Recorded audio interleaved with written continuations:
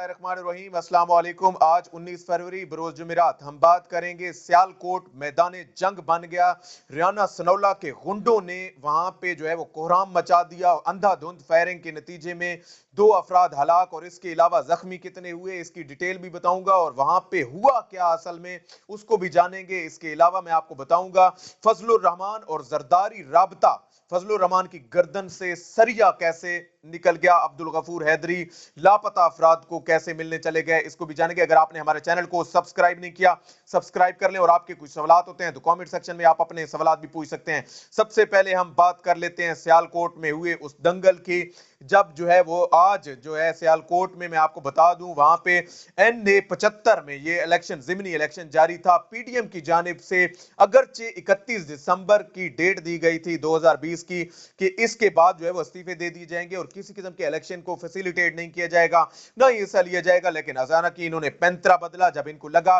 कि जो जिमनी इंतखाबात होने हैं उनमें वफाकी हुकूमत को, पीटीआई को खुला मैदान मिलेगा। फिर इन्होंने सोचो विचार की और इन्हें पता चला कि इस्तीफों के नतीजे में होना तो कुछ नहीं है, हिस्सा ही ले लिया जाए जिमनी इंतखाब में। जिमनी इंतखाब में हिस्सा लेने की बात हुई और उसके बाद आज का दिन जब NA-75 सियालकोट में भी जारी था, इसके अलावा 347 गुजरांवाला में और लीगी गुलबट्टों ने जब वहां पे देखा कि जो है उनके खिलाफ जा रहा है माहौल और इलेक्शन कैंपेन जो पीटीआई की जानिब से की जा रही है वो उनके खिलाफ जा रही है, खास तौर पर वोट कास्टिंग, और उन्होंने जो है वो राना सनौला गुजरांवाला में गुंडे लेके वहां पे पहुंचे। लीगी गुलबट्टों ने वहां पे जो है वो पीटीआई के कुछ कारकुनों को वहां पे पत्थर भी मारे। इसके अलावा बात आगे जब बढ़ी तो फायरिंग शुरू कर दी और इस फायरिंग के नतीजे में आपको मैं बता दूं 2 अफराद मौके पर हलाक हो गए, इसके अलावा 2 जख्मी हो गए। यकीनन इस अमल को जितना भी कंडेम किया जाए, और राना सनौला के हवाले से कौन नहीं जानता, राना सनौला जो कि सानिया मॉडल टाउन के भी मुल्जिम हैं, इसके अलावा सानिया मॉडल टाउन में उनका सबसे अहम किरदार है। इसके अलावा जहां पे भी ऐसी सूरत हाल पैदा होती है नून लीग की जानिब से राना सनौला पेश नजर आते हैं। और आज भी जो है वो पीटीआई की जानिब से भी ये बताया गया कि राना सनौला जो गुंडे लेके गए हैं वहां पे उन्होंने ये सारा काम खराब किया और उन्होंने जो फायरिंग की, खास तौर पर जो ये पोलिंग स्टेशन था वहां पे, इस पोलिंग स्टेशन 347 के सामने जो है वो इन्होंने फायरिंग की। वो मैं आपको बता दूं गुजरांवाला में जो था वो PP-51 था। PP-51 पर जो है वहां पे भी इन्होंने फायरिंग करने की कोशिश की और माहौल को खराब करने की कोशिश की गई। उसके बाद से इनको जो है वो, इसके अलावा सूबाई वजीर महमूदुर रशीद को इंतखाबी ज़ाब्ता की खिलाफवर्जी पर उन्हें जो है वो शो कॉज नोटिस भी जारी कर दिया गया है। इस हवाले से जो भी अपडेट होगी वो आपको बताऊंगा। अब हम आ जाते हैं आज के मेन टॉपिक की जानिब और वो है फजलुर रहमान की गर्दन से कैसे सरिया निकल गया। आपको मैं बता दूं आसिफ अली जरदारी जो कि इंतहाई माहिर समझे जाते हैं, खास तौर पर पीडीएम की तहरीक में वो जिस तरह रस्सियां डोरियां हिलाते हैं और जिस तरह वो कठपुतली की तरह इन सबको जो है वो नचाते हैं, चाहे फजलुर रहमान हो, मरियम नवाज हो, बिलावल भुट्टो जरदारी हो या फिर दीगर छोटी जमातें हो, असफंजान वली हो या फिर अवामी नेशनल पार्टी के रहनुमा हो, ये सब लोग इनकी रस्सियां जो हिलाते हैं वो 2 ही लोग हैं, या नवाज शरीफ है या आसिफ अली जरदारी है। और आसिफ अली जरदारी ने आज फोन कॉल की फजलुर रहमान को और उन्हें बताया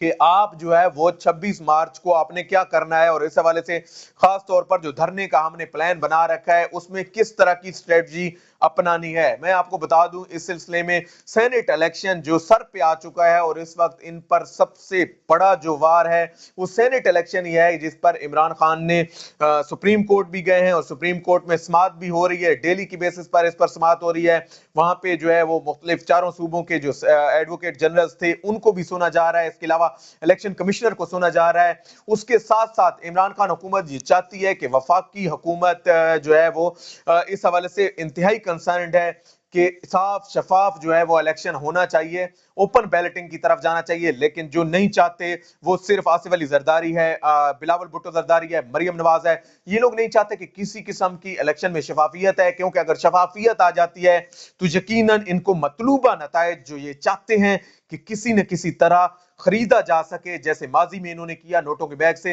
और अभी की इतलात, अभी की जराए का कहना है कि ये जो 50 से 70 करोड़ के दरमियान इनकी बोली लगती है, इस अमाउंट में लोगों को खरीदने की कोशिश की जाती है। और इसका सिर्फ यहां तक बात रहती तो चलो ठीक था, इससे आगे चलकर ये लोग जो है वो दूसरी पार्टियों के बंदों को,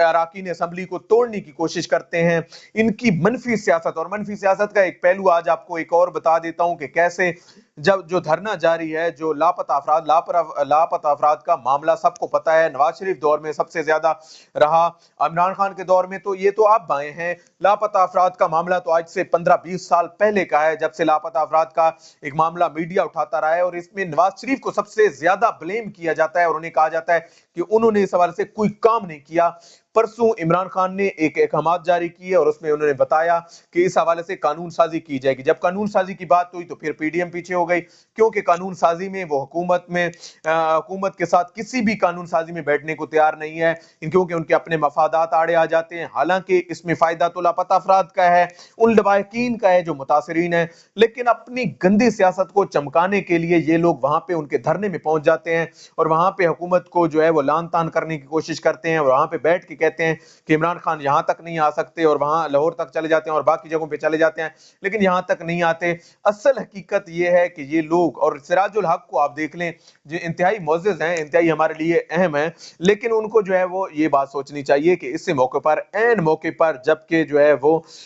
ऐसी सिचुएशन हो कि क्रिटिकल सिचुएशन हो, जब जो है वो हक और सच की एक साइड पे बात हो रही है, दूसरी तरफ करप्शन के केसेस चल रहे हैं, दूसरी साइड पे जो है वो एक ऐसा माफिया जिसको पता है,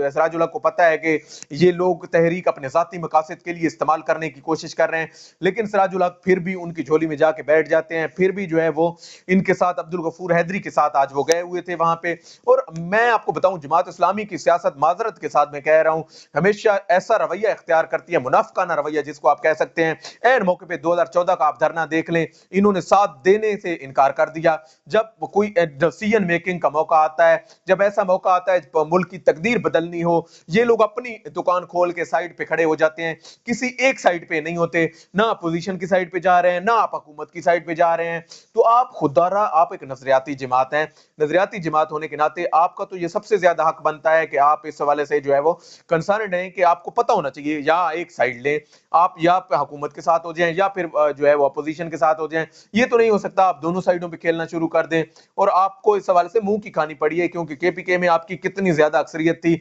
उसके बाद आपका जो हाल हुआ केपीके में, बखलूत हुकूमत पीटीआई आपके साथ पिछली साल रही, लेकिन इस साल उन्होंने अपनी खुद हुकूमत बना ली, क्योंकि इनका जो है वो रिकॉर्ड अब मुकम्मल तौर पर इतना बदनाम हो गया है कि इनको लोग वोट भी नहीं करते। और फजलुर रहमान के हवाले से आपको बता दूं कि वो एक डमी जिस तरह होता है, वो कि उनको जो है वो इस्तेमाल किया जा रहा है मरियम नवाज की जानिब से, बिलावल भुट्टो जरदारी की जानिब से, और उनको नैब की अकाउंटेबिलिटी दिन ब दिन जो है वो बढ़ती जाएगी। आने वाले दिनों में एक ऐसी सिचुएशन सामने आएगी जब नैब ने जो इनको जो है वो नोटिस जारी किए हैं और इस हवाले से बताया जा चुका है, उसका एक्शन भी हमें देखने को मिलेगा। आज तक के लिए इतना ही। अल्लाह पाक आपका हामी और नासिर हो। पाकिस्तान जिंदाबाद।